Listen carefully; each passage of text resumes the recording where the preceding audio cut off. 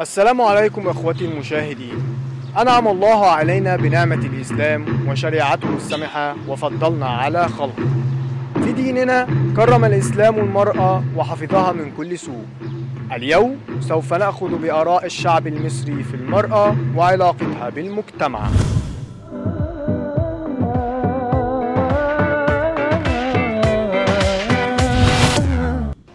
ايه رأي حضرتك في المرأة؟ أنا شايف إن المرأة وصلت لمرحلة من الفجور والدعارة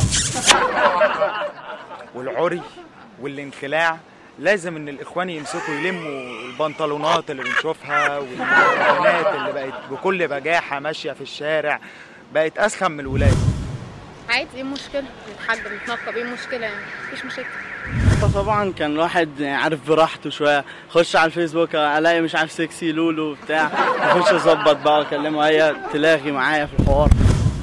والله المرأة زمان كانت محترمة، لكن دلوقتي يا خبر يا خبر يا خبر يا خبر ما اقولكش.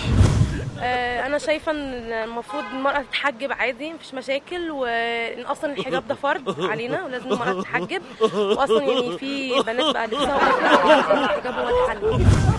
لازم يقعدوا في بيوتهم، يرجعوا زي زمان، المرأة لبيتها مش للعري والقصير والمتعري.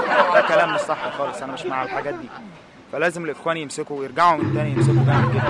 بالظبط، فرد وحاجة المفروض تحصل من زمان يعني. كويس انهم جم دلوقتي عشان يعملوا كده. هذه هي آراء الشعب المصري في المرأة وعلاقتها بالمجتمع.